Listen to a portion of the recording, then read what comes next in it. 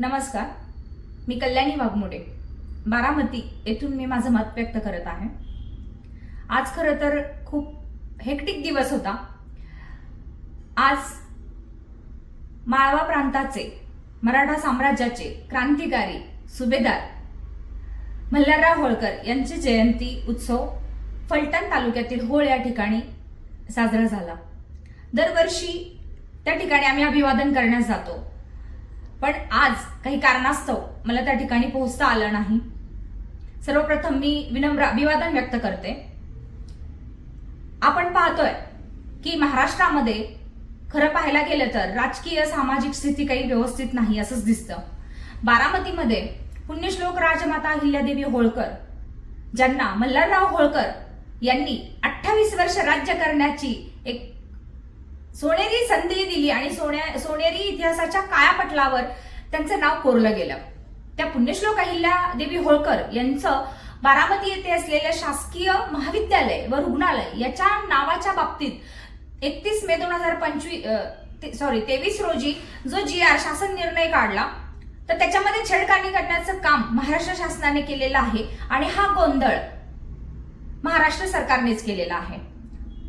मला सांगावंसं वाटतं की ज्या महाराष्ट्र सरकारमध्ये आजचे मुख्यमंत्री देवेंद्र फडणवीस आहेत, त्यांनी बारामती या ठिकाणी शारदा प्रांगण या ठिकाणी धनगर आरक्षण आंदोलनाचं जे आश्वासन दिलं होतं की आमचं सरकार आल्यावर 15 दिवसात पहिल्याच कॅबिनेटमध्ये आम्ही आरक्षणाची अंमलबजावणी करू आणि ST आरक्षणाचा मार्ग मोकळा करू, पंतप्रधान मोदीजी यांच्याशी भेटून आम्ही तशी शिफारस त्यांना करू, परंतु आजपर्यंत 12 वर्षाच्या कालावधीत आम्हाला त्यांचा फसवणुकीचा चेहरा फक्त दिसलेला आहे। दुतोंडी गांडुळाप्रमाणे जर ह्यांची वक्तव्य असतील तर कशा पद्धतीने महाराष्ट्र सरकारवर विश्वास ठेवायचा हा प्रश्न पडतो। आज आमचे एक बांधव दीपक भाऊ बोराडे ह्या मुंबई आझाद मैदान या ठिकाणी आजपासून आंदोलनास बसले आहेत। त्या आंदोलनाच्या बाबतीतही आमचं समर्थन आहे, कारण धनगर आरक्षण चळवळीमध्ये महिला नेतृत्व म्हणून आम्हीही जे काम केलेलं आहे, मग मुख्यमंत्री देवेंद्र फडणवीसांचं दरवेळेस दर अधिवेशनाच्या काळामध्ये आम्ही हाच शब्द ऐकलेला आहे। मी स्वतः त्या डेलिगेशनला अनेक मिटिंगला होते की धनगर आरक्षण देण्यास आम्ही आश्वासक आहोत, सकारात्मक आहोत। 15 दिवसात ऍडव्होकेट जनरल, महाधिवक्ता यांच्याशी बोलून आम्ही चर्चा करू। मग 2017ला 16ला त्यांनी TISS Tata institute of social सायन्सचा अहवाल धनगर समाजाच्या माथी मारला आणि वेळ काढू धोरण राबवत गेले। मग 2019चं इलेक्शन जेव्हा आलं, त्याच्या आधी आम्ही 2018 साली सलग निषेध व्यक्त केले। मग 8 मार्च 2018ला महिलांच्या वतीने जागतिक महिला दिनी आझाद मैदान या ठिकाणीही निषेध व्यक्त केला। त्याही वेळेस गृह राज्यमंत्री म्हणून राम शिंदे साहेब होते, ग्रामविकास मंत्री पंकजा मुंडे होते, त्यांच्याकडे मीटिंगसाठी आणि मुख्यमंत्री देवेंद्र फडणवीस यांच्याकडे बैठकीसाठी बोलावण्यात आलं, परंतु आम्ही त्या बैठकीला नकार दिला, कारण ते निषेध आंदोलन होतं। महाराष्ट्रातील तमाम बंधू भगिनींनाही माझं आव्हान आहे की सरकारशी आता या बाबतीत चर्चा करायची नाही, तर सरकारने आपण ज्या ठिकाणी बसू त्या ठिकाणी चर्चेला आलं पाहिजे।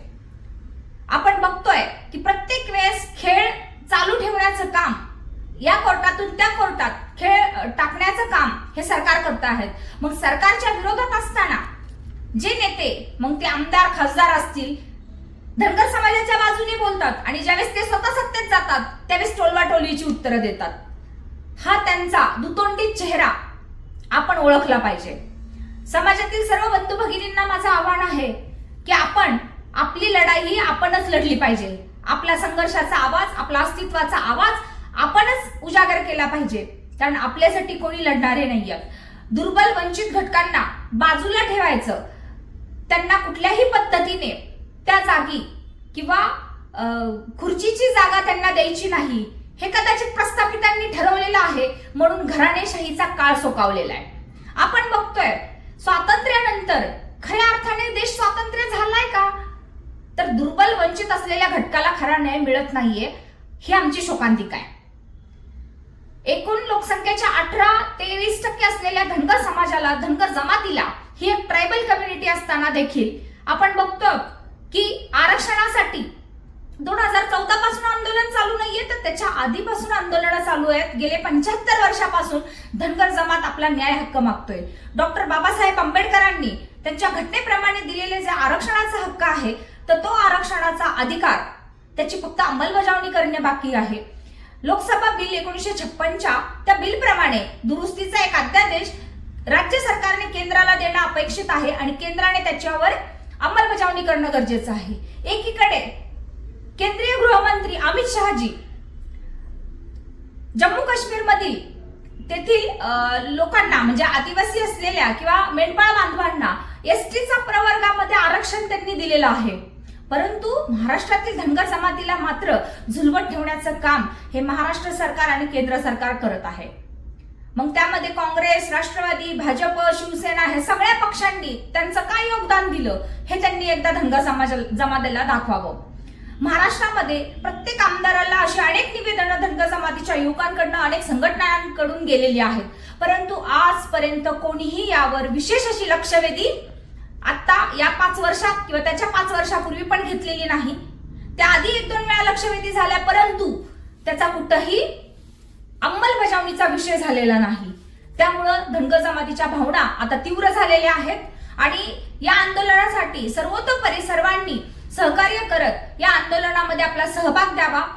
धनगर आरक्षणाचं आंदोलन हे फक्त आपल्या वैयक्तिक पुरतं नसावं, तर हे प्रगल्भरित्याने पुढे यावं. आणि ह्या आंदोलनामध्ये आत्ताच मी परवा एक वक्तव्य मीडियामध्ये ऐकलं की रामराव वडकुते साहेब सुद्धा त्या मीटिंगला होते, राज्यसभेवर खासदार झाले, त्यांचं आम्ही अभिनंदन करतो, त्यांना शुभेच्छा देतो. परंतु ते देखील राष्ट्रवादीत असताना की देवेंद्र फडणवीसांनी बारामतीमध्ये दिलेल्या आश्वासनांचा त्यांनीही प्रत्युत्तर म्हणून प्रश्नावलीच्या तासामध्ये त्यांनी तो प्रश्न विचारला होता विधान परिषदमध्ये. तर मला सांगावंसं वाटतं की त्या ठिकाणी गिरीश महाजन साहेब पण होते. ज्यावेळेस टीस लावलं त्यावेळेस नागपूरच्या त्या बैठकीमध्येही गिरीश महाजन साहेब होते, राम शिंदे साहेब होते, विकास महात्मेजी होते. विकास महात्मे साहेब सुद्धा राज्यसभेवर खासदार झाले, परंतु एक आमचा 2 खासदार दिले म्हणून तुम्ही आमचा मूळ मुद्दा बाजूला ठेवू शकत नाही.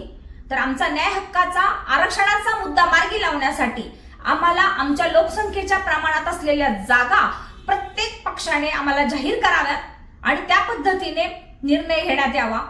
धनगर समाजाला एसटीचं प्रमाणपत्र आपण कधी देणार आहात, आपण जिल्हाधिकाऱ्यांना हा निर्णय कधी देणार आहात हे मुख्यमंत्र्यांनी स्पष्ट करावं. आणि जर त्यांना हे स्पष्ट करता येत नसेल तर मुख्यमंत्री महोदयांना माझी विनंती आहे की आपण समस्त धनगर जमातीची आपण माफी मागावी की बारामतीमध्ये मी खोटं बोललो होतो आणि आम्ही धनगर समाजाची फसवणूक केलेली आहे हे आपण नमूद करावं, एवढं मी सांगते. आणि येणाऱ्या आंदोलनामध्ये किंवा येणाऱ्या सर्व आमच्या धनगर समाजाच्या बंधू भगिनींना मी आवाहन करते की आपण आपल्या पद्धतीने आपल्या जागी असेल त्या ठिकाणी ज्यांना जसं शक्य होईल त्या ठिकाणी जाऊन आपण आंदोलनास पाठिंबा द्यावा, समर्थन करावं, एवढं मी विनंती करते. मीही लवकरच त्या ठिकाणी माझ्या मुलीच्या 10वीची परीक्षा असल्यामुळं आज उद्या जाऊ शकले नव्हते, परंतु नक्कीच मी त्या ठिकाणी पोहोचून आमची मतं व्यक्त करू. सरकारला आम्ही हा इशारा देण्याचंही काम करत आहोत आणि सरकारने जर त्वरित आमचा अंमलबजावणीचा कार्यक्रम केला नाही किंवा त्यांनी अशा पद्धतीचा अध्यादेश केंद्राला पाठवला नाही तर या सरकारचा फक्त आणि फक्त निषेधच केला जावा. ही मी सुद्धा एक धनगर समाजाची भगिनी म्हणून समस्त धनगर बांधवांना मी विनंती करत आहे. जय मल्हार, जय अहिल्या.